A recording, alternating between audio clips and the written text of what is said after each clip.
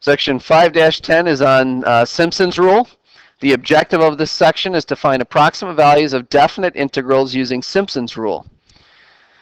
Now you've seen several techniques at this point in time that we can use to approximate definite integrals, going all the way back to Chapter 1. In Chapter 1 you saw that you could approximate a definite integral using the counting squares technique. We also saw in Chapter 1 the trapezoidal sum or trapezoid rule.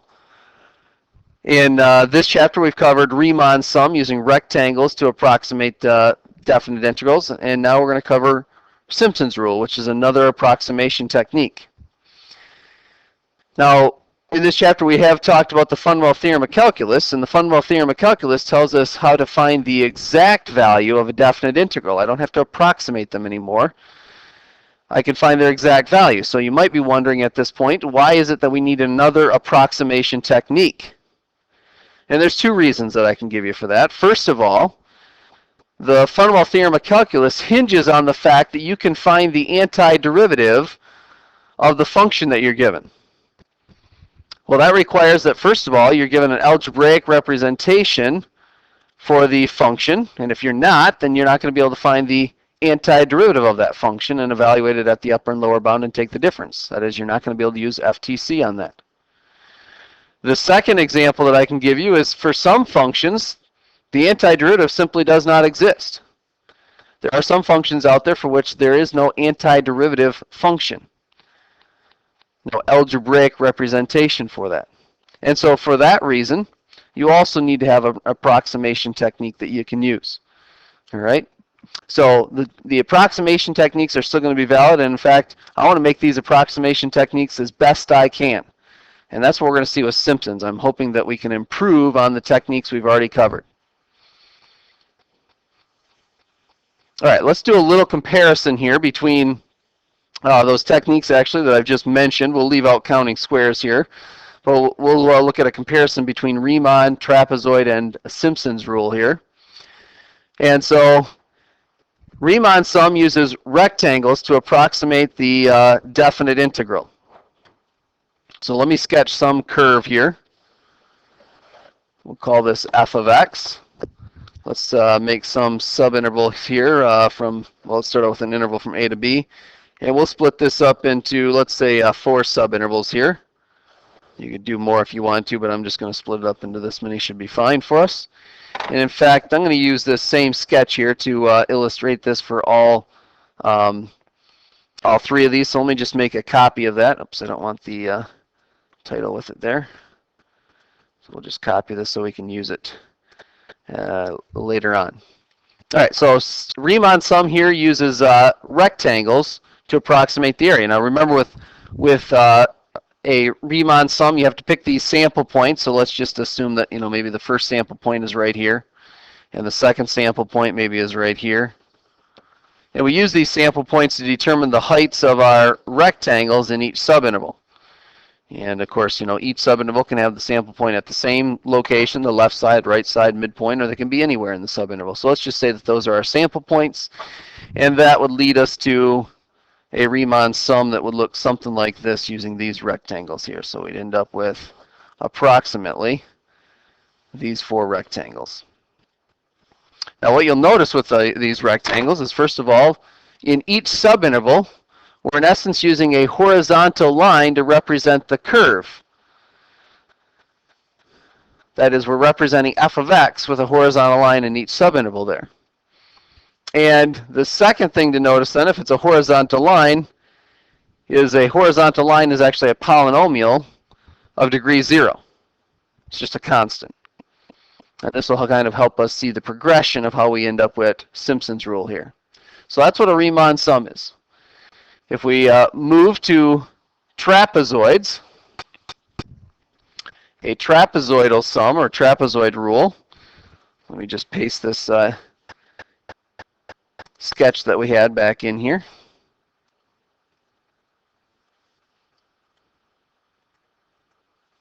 Yeah, that looks pretty good.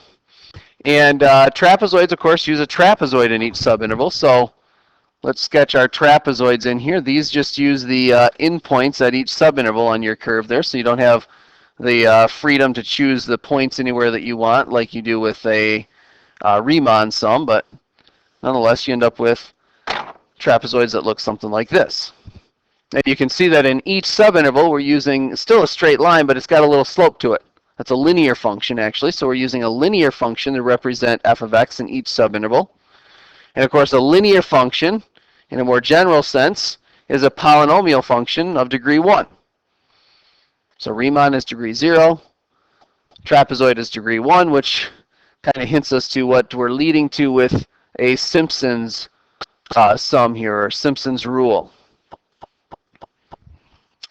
All right, so let's again put in that same curve that we had.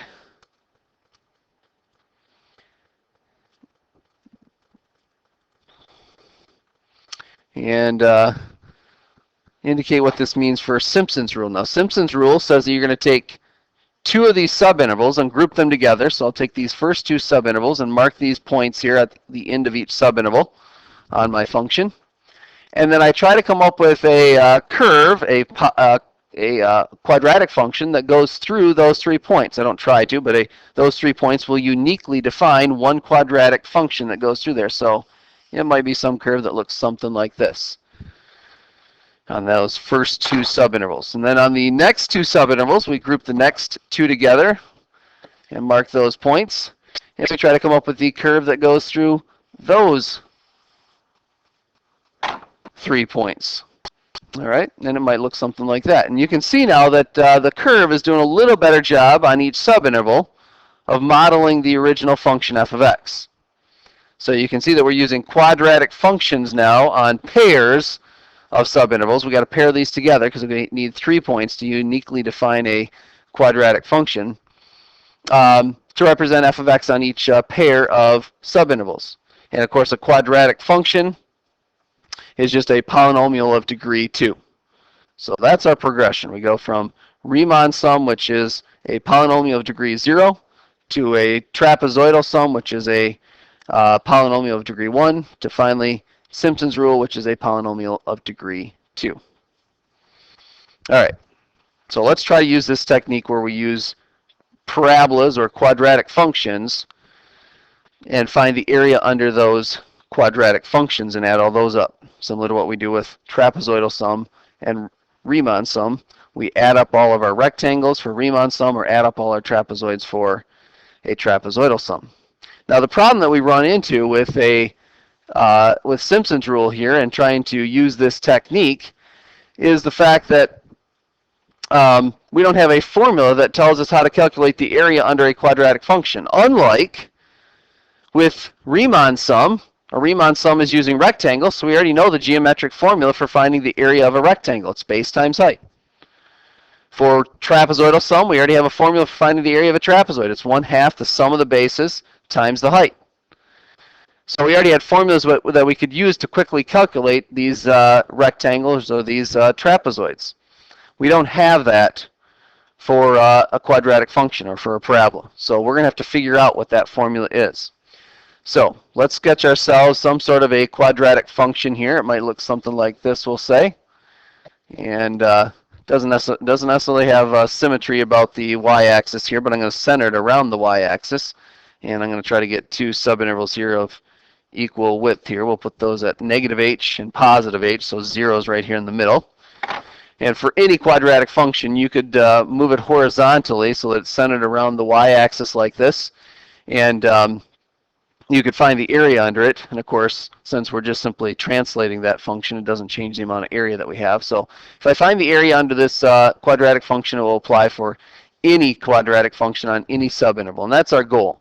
In fact, not only is that our goal, we want to actually come up with a formula that's just as nice as the formula for the area of a rectangle, base times height, or the area of a trapezoid, 1/2 the sum of the bases times the height. If I can come up with something in terms of bases and height, that'd be perfect here. So let's see if we can do that. So the quadratic function here that we're dealing with, let's just name this here, that this is f of x is equal to ax squared plus bx plus c. All right, so that's our quadratic function. It goes through the 3 points here, We'll just mark those 3 points that we're saying it goes through here at the ends of each of these subintervals that we've got. All right. So the question is, can we come up with the formula for the area under this curve? Well, fortunately, we now know a little bit of calculus that tells us how to find the area under a function.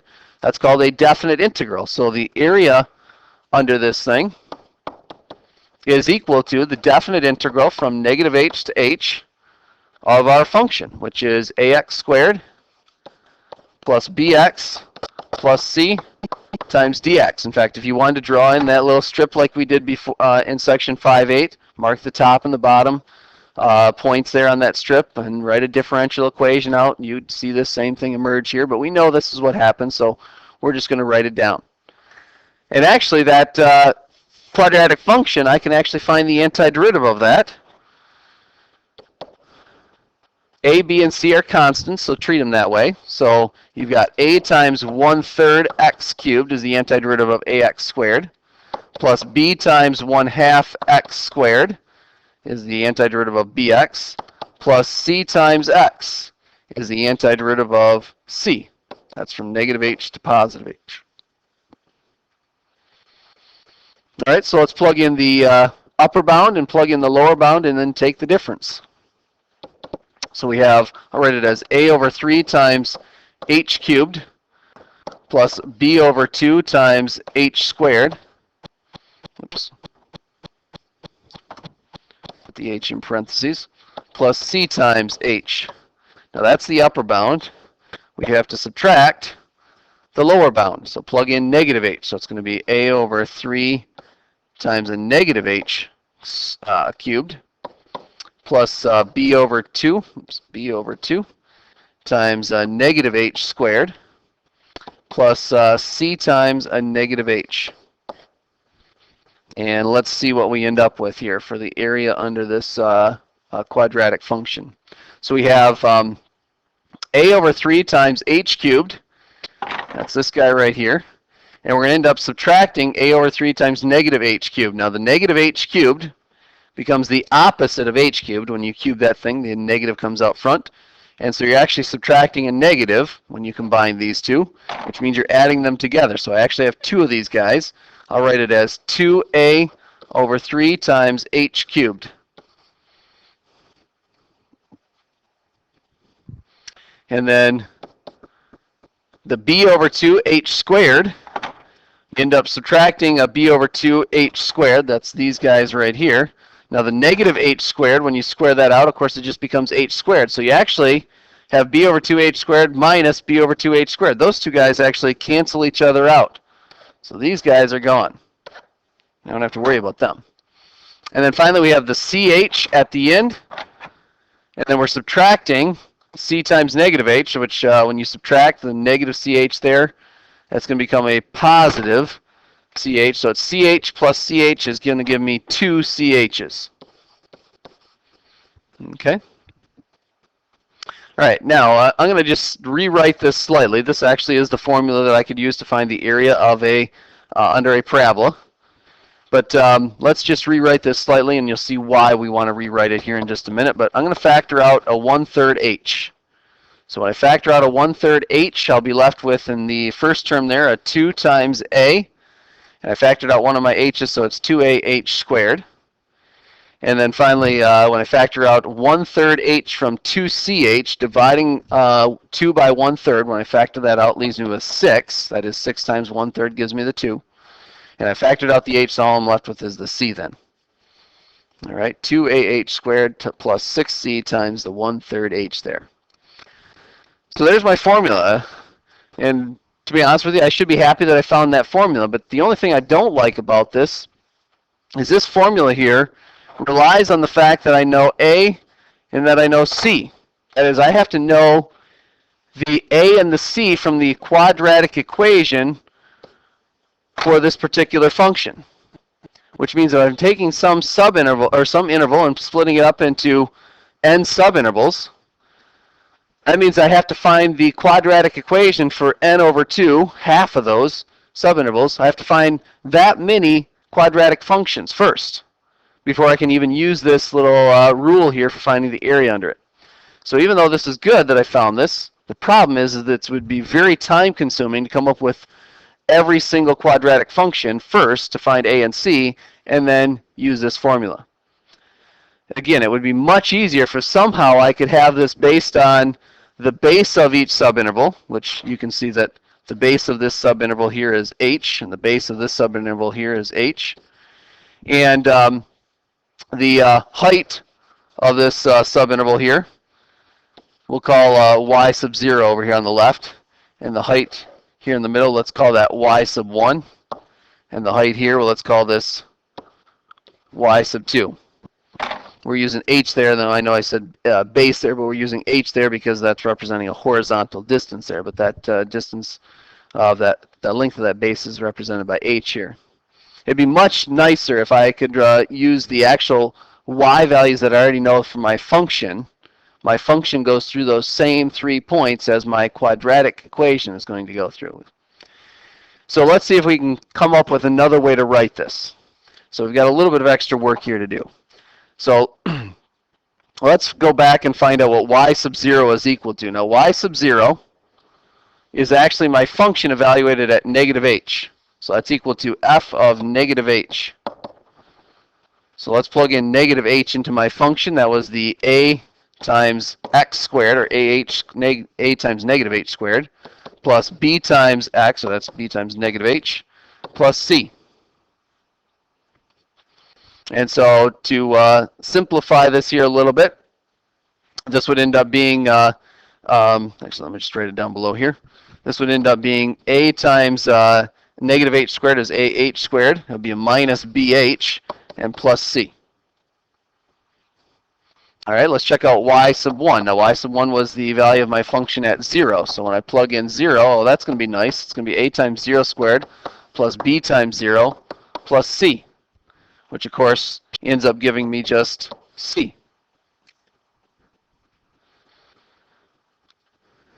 And then finally, let's take a look at y2. That's my function at h. And so that's a times h squared plus b times h plus c. And so that's ah squared plus bh plus c.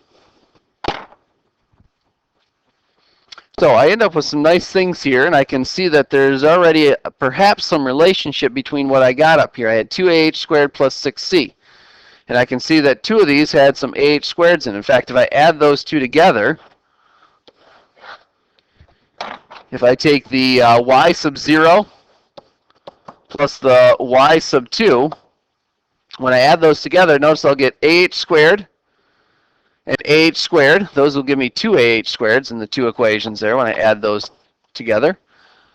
In y sub 0, I have the minus bh, and y sub 2, I have a plus bh. So those cancel out, actually. And then finally, I have a c in each of those, so when I add them up, I end up with 2c. Which now that is really close to what I want. I have 2ah squared plus 2c. I want 2ah squared plus 6c. I'm only off by 4c, but check out y sub 1. Y sub 1 is equal to c. I need 4 of them, so let's take and multiply that by 4. That, of course, is going to give me 4 more c values. And in fact, if I add these up, take y sub 0 plus 4 times y sub 1 plus y sub 2, I'll end up with 2ah squared plus 6c. Oh, that's going to be nice. This guy right here is the same thing that we had up above, right here.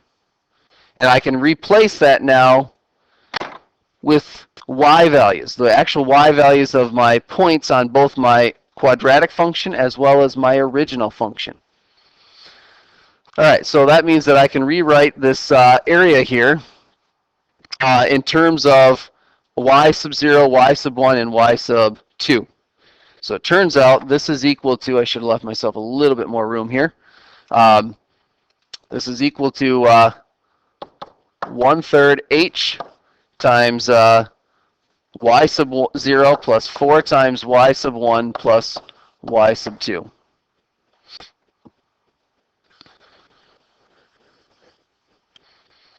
Okay. So there is our formula for finding the area under a quadratic function. That's the first thing we needed to figure out. Now that I know that, I can use that to help me find this Simpson's rule. So let's take a look. And again, let's sketch some curve here. It doesn't really matter what our curve looks like here, but we'll just give it some sort of a curve like this. We'll call this f of x. We'll pick some interval here from a to b. And let's sketch in a couple of subintervals here. We'll sketch in the first 4, and then we'll say dot, dot, dot, and we'll sketch in the last 2 subintervals. Should be fine for what we need to do. All right, so let's say that we've got this curve. We've split it up into n subintervals. Now, again, remember, we're putting these together in pairs of subintervals. So I have to make sure that I actually have an even number of subintervals when I do this. But then I take these first 2 subintervals, and I come up with a curve that goes through those 3 points there. And I use y sub 0, y sub 1, and y sub 2 as the heights of those 3 points. It's the y values of those 3 points to come up with the equation for the area under that curve. And then I go with the next 2 subintervals. So let's take these 2 subintervals here and draw a curve that goes through them. I missed that middle point there slightly, but that's all right. You get the idea. And y2, notice that's going to be used again there, but this is going to be y sub 3 and y sub 4. I'll use those to help me come up with the area under that curve there. And you continue this all the way till you get to the very end. We'll just sketch this one here real quick. And this will be y sub n minus 2, y sub n minus 1, and finally y sub n. And given those 3 y values there, I can come up with the area under that curve. So, turns out then, the definite integral from a to b of f of x dx is approximately equal to our Simpson's rule here, our Simpson's sum. We'll abbreviate that S sub n, just like we've used T sub n for a trapezoidal sum, and we've used R sub n for a Riemann sum. We'll use S sub n here for a Simpson's sum. And we've got n subintervals here that we're going to calculate the area under them by using these little quadratic functions. So I know that the area under that first quadratic curve there is 1/3 h. We're going to say that the width of each subinterval, I guess I should indicate that here, that the width of each subinterval is going to be h. Let's call this distance here h, and this is h, this is h, h, including all the way at the end here is h and h. Just like our formula used, we'll use h there for that. So it's 1/3, and then we take y sub 0 plus 4 times y sub 1 plus y sub 2. That's how we found the area under a quadratic function. That's what we just finished on the last slide there. Add that to the area under the next quadratic function. So it's 1/3 h times. Now if you look at the 3 points that make up this one, notice that you reuse y2 here. So it's y2, y3, and y4. So it's going to be 1/3 h times y sub 2 plus 4 times the middle one, y sub 3, plus y sub 4. And so forth, all the way up to the very last one here is going to be 1/3 h times, again, looking what I named those y values there, y sub n minus 2, y sub n minus 1, and y sub n. So it's going to be y sub n minus 2 plus 4 times y sub n minus 1 plus y sub n. That would be the sum of all n of, or all n divided by 2, half of n, quadratic functions. The area under all of those. All right, now one thing you'll notice here that all of these have a 1/3 h out front, so let's start out by factoring that out. 1/3 h comes out front. And let's just write down what's left. You'll notice that I have a y sub 0 in that first term.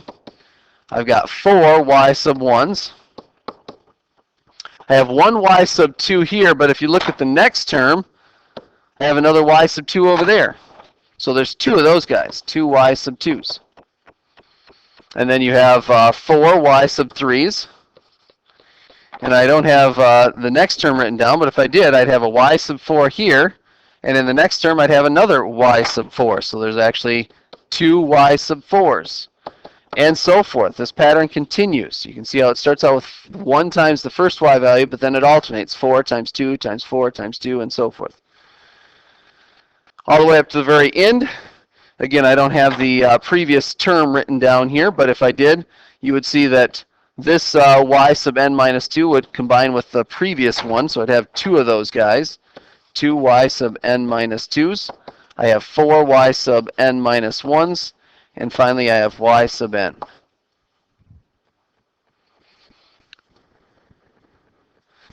And let me rewrite this one last way so it looks like the formula you're going to see actually on your calculator. Instead of using h, we'll use delta x. We've used that a number of times, so I'm going to replace h with delta x. That's the same thing. And instead of using y sub 0, we'll use function notation for this. So y sub 0 is actually your function at a. If I go back up here and show you that, if I were to evaluate my function at a, I'd have y sub 0.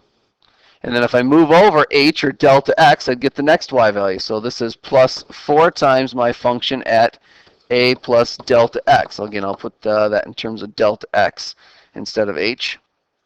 And then the next one here, y sub 2, you can see that if I start at a and then go over h and another h, I end up at y sub 2.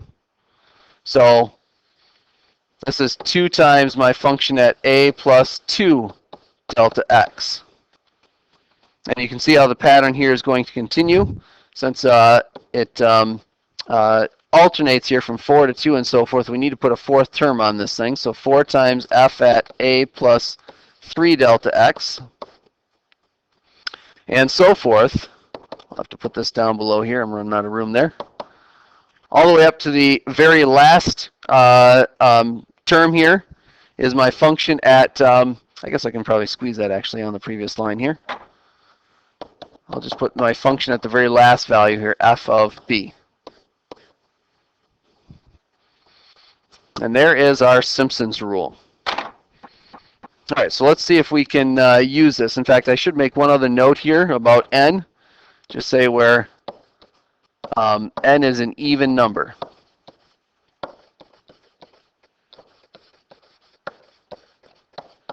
Of subintervals. Okay, have to have an even number of subintervals for us to do this. All right, so let's take a look at an example. Example 2 here on page 255 says the data in the table expresses y as a function of x. Use Simpson's rule with as many increments as possible to evaluate. Now, if you count up the number of values they've given you there, starting at 30, they've got 1, 2, 3, 4, 5, 6, 7, 8, 9 values. So if they've given you 9 values, that actually means you have 8 subintervals. So you have actually S sub 8 that you can calculate. And the formula for this, it's just going to be 1/3 times delta x. And delta x, by the way, is calculated the same way that we've calculated it before. It's just b minus a over n, which you can also, since you have this set of x values right in front of you, you can see that the change in x is 5 there, but you could actually calculate that out. If you take 70 minus 30 divided by 8 subintervals, 40 divided by 8 is going to give you 5. Anyway, so that's our delta x value. And then it's your first y value. So our first y value is 83, plus 4 times our next y value, which is 79, plus 2 times the next y value is 74, plus 4 times the next y value, which is 68, plus 2 times the next value. I'm going to go ahead and write all these out here since there's only a few of them. And then 4 times the next y value is 49, and then 2 times the 37, and 4 times the 31, and then finally just add on the very last y value. You'll notice that it starts out with 1 times the first y value, then 4 times, and then 2. So 1, 4, 2 is how it starts, and it ends with 2, 4, and 1. Coefficients of 1, 4, and 2, and ends in the reverse of that, 2, 4, and 1. That's how your pattern looks there. All right, and we can just calculate this right from the home screen here. I'll show you how you can use your Simpsons rule program that you'll get to help you evaluate this as well. But let's start out with just evaluating this from the home screen here. So if we punch this in, we'll get 1/3 times 5 times the following here. We've got 83 plus 4 times 79 plus 2 times 74 plus 4 times 68 plus 2 times 61 and 4 times 49 and 2 times the 37. Oops. Make sure you get parentheses. I guess I really don't have to write these in with parentheses, but that's how I have it written down, so that's how I'm typing them in. And then finally, 4 times the 31 and add on the 33 at the end. And we get 2,280.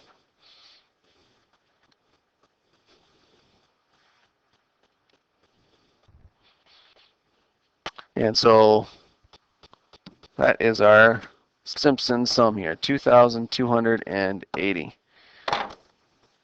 And I don't know if they gave us units here. They didn't give us units in this problem here, so we can just leave our answer just like that, 2,280.